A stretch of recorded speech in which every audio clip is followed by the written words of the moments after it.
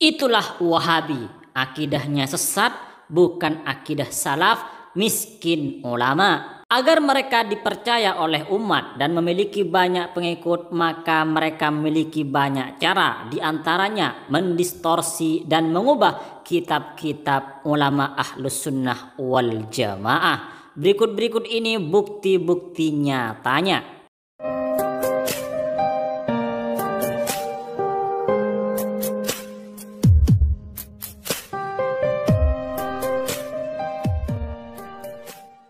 Assalamualaikum warahmatullahi wabarakatuh, sahabat-sahabat muslim. Sekte Wahabi adalah sebuah sekte syaitoni. Sekte ini dirintis atau didirikan oleh Syekh Muhammad bin Abdul Wahab dan akan melakukan apa saja untuk menggaet pengikut. Misalnya berdusta, memelintir pendapat ulama, bahkan memalsukan pendapat ulama Ahlus Sunnah wal Jamaah. Itulah kenapa Mimin menyebutnya sebagai sekte syaitoni, karena perilakunya sama dengan setan.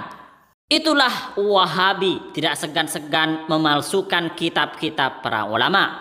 Meski demikian, mereka mengaku paling sunnah dan paling pengikut Nabi.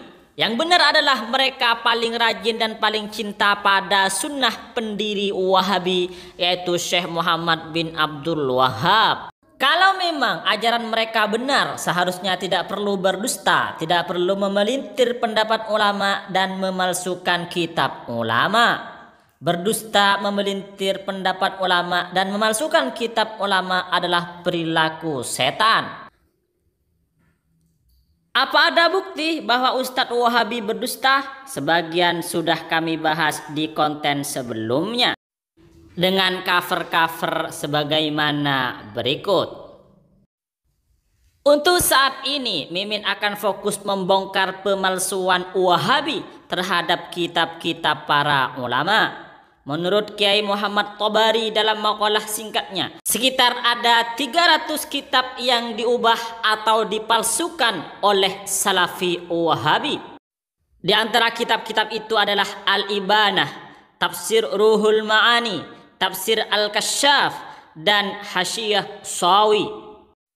Lalu bagaimana Wahabi mengubahnya? Di antaranya dengan mengubah redaksinya, yakni redaksi yang ada di dalam kitab tersebut diubah sehingga sama dengan faham Wahabi yang asalnya berfaham Ahlus Sunnah wal Jamaah kemudian menjadi faham Wahabi. Cara yang kedua, Wahabi memberi komentar atau taklikot di bawah redaksi kitab ulama Aswaja. Komentar-komentar itu berisi bahwa redaksi kitab Ahlus Sunnah wal Jamaah tersebut tidak benar karena bertentangan dengan syariat. Tentu yang dimaksud syariat di sini adalah syariat versi Wahabi. Berikut ini bukti-bukti Wahabi mendistorsi atau mengubah kitab-kitab Ahlus Sunnah wal Jamaah. Yang pertama, Wahabi memalsukan kitab Nihayatul Qaul Al-Mufid fi Ilmi Tajwid.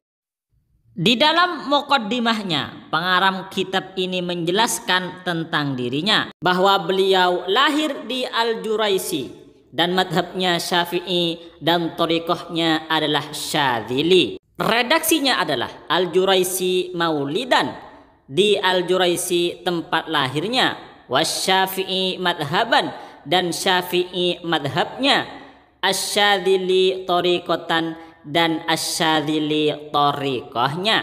Tetapi di kitab yang kedua, kata-kata Asyadzili thariqatan tidak ada, dibuang oleh Salafi Wahabi karena menurut mereka thariqah adalah sesat dan menyesatkan atau bid'ah karena tidak ada di masa Nabi.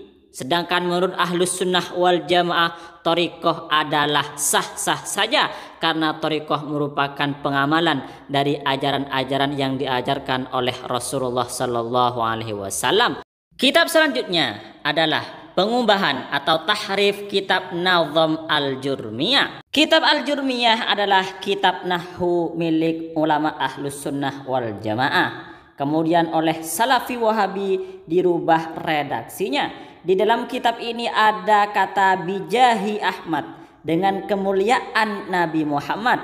lalu oleh Wahabi diubah menjadi bihubbi Ahmad, dengan cinta Nabi Muhammad.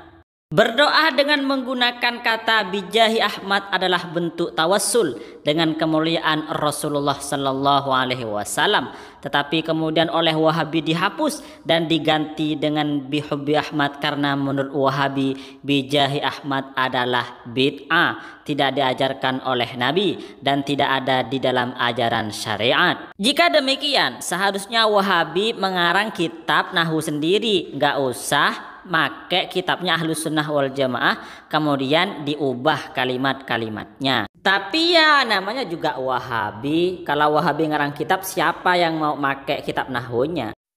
Selanjutnya adalah kitab Jami' As-Shaghir karya Imam As-Suyuti. Judul lengkap kitab ini adalah Jami'ul Ahadits Al-Jami' As-Shaghir wa Zawaiduh. Kemudian Syekh Albani mengarang kitab yang mirip dengan judul Sahih Al-Jami' As-Shaghir wa Ziyadatuh. Syekh Albani mengaku bahwa karangannya menyempurnakan karya Imam As-Suyuti tersebut. Tetapi isinya ada perbedaan. Di dalam kitab Imam As-Suyuti tersebut asyhadu anna sayyidana Muhammadan menggunakan kata sayyidana, sedangkan dalam kitab Albani langsung menggunakan asyhadu anna Muhammadan tanpa sayyidina. Hal ini karena menurut Wahabi kata sayyidina adalah tidak diajarkan oleh Rasulullah sallallahu alaihi wasallam. Selanjutnya adalah kitab Hasyiah As-Sawi, yaitu kitab yang menjelaskan tentang tafsir Al-Jalalain. Dalam kitab ini dijelaskan bahwa ada ayat yang turun untuk Khawarij. Lalu Syekh Sawi, pengarang kitab ini, menjelaskan bahwa Khawarij di masa beliau adalah seseorang atau kelompok faham yang ada di tanah Hijaz yang disebut dengan Wahabi. Kemudian penjelasan ini oleh Wahabi dihapus dan dibuang.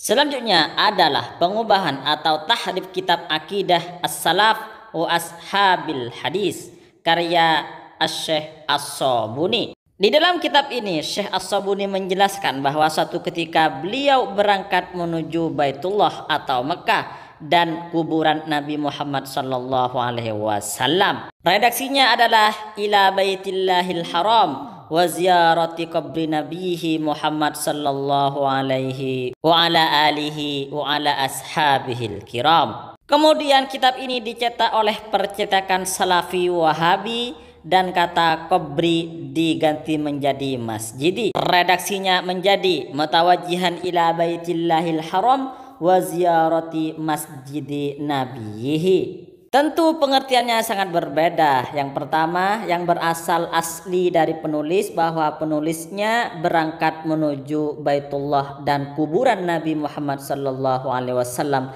tetapi oleh Salafi Wahabi kemudian diubah menjadi ke Baitullah dan ke Masjid Nabawi. Hal ini karena menurut Salafi Wahabi ziarah kubur walaupun itu kuburan Nabi Muhammad sallallahu alaihi wasallam adalah tidak boleh. Tentu masih banyak lagi kitab-kitab yang diubah oleh Salafi Wahabi sampai ratusan, bahkan ada yang mengatakan 300-an.